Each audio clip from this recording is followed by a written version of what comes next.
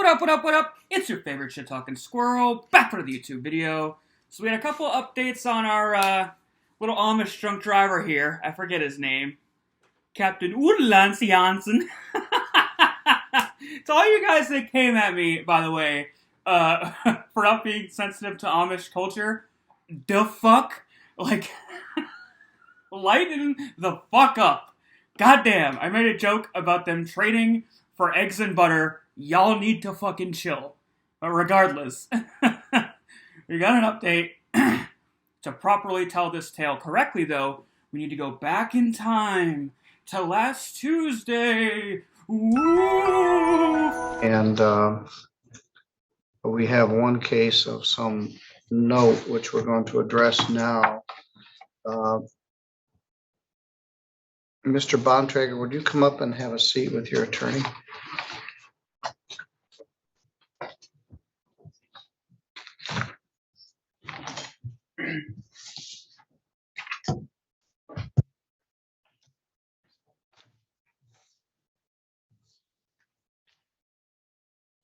This is file number 231210FD, People versus Harley J. Bontrager. That's you, sir? Yes, Your Honor. Mr. Bontrager, as we discussed at your arraignment, you're charged with some very serious offenses.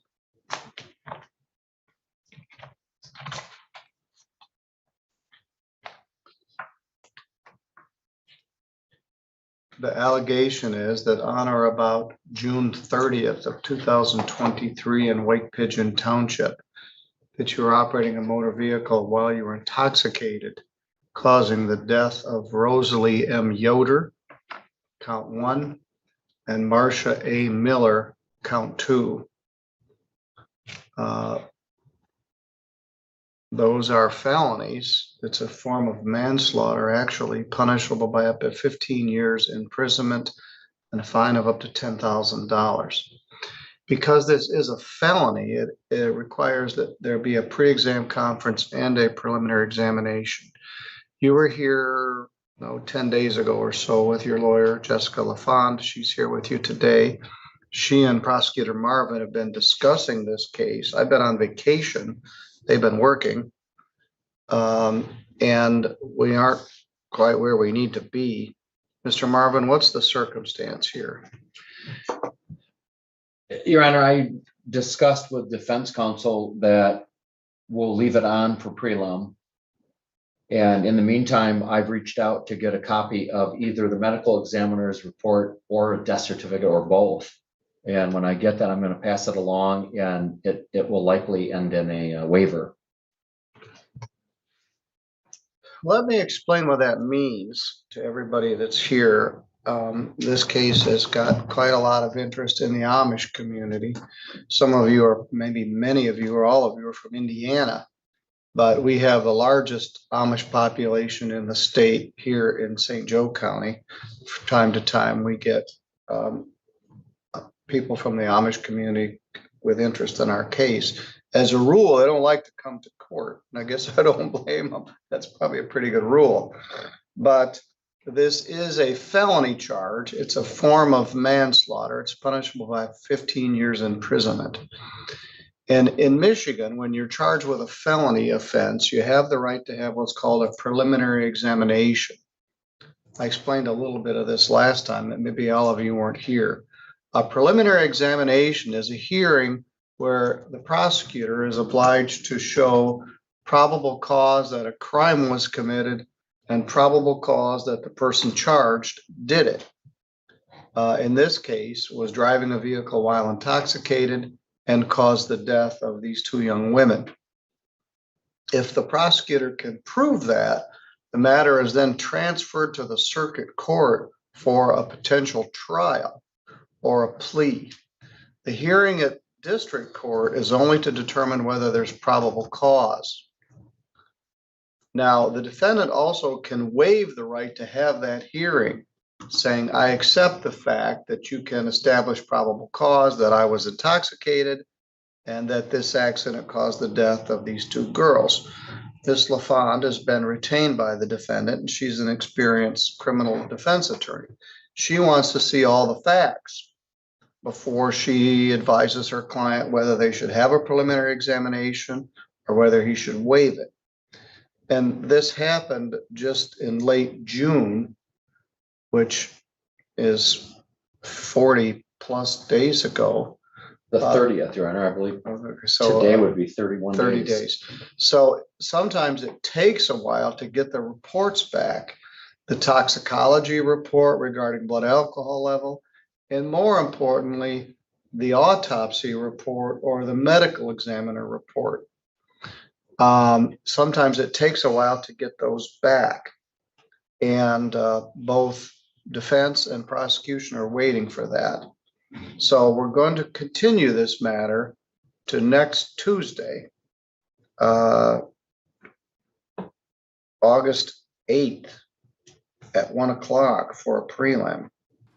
And now, given the benefit of time travel technology, i.e., I saved both these videos to my computer, we shall now jump ahead to today's hearing, which I have not yet seen.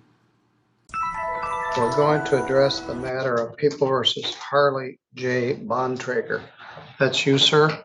Yes, Your Honor. And you're here with your attorney, Jessica LaFond.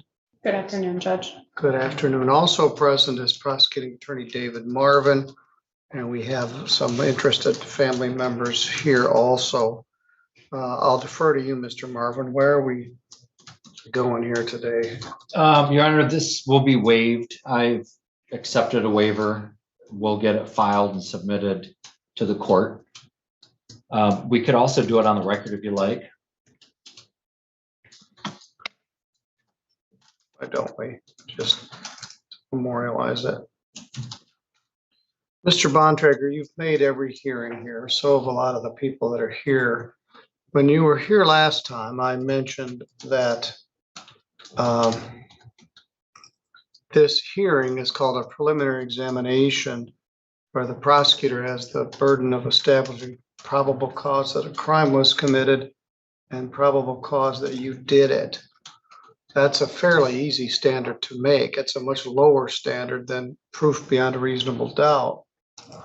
You have a right to have the examination. You also have a right to waive it. And I know that your lawyer and Mr. Marvin have been discussing this matter for several weeks.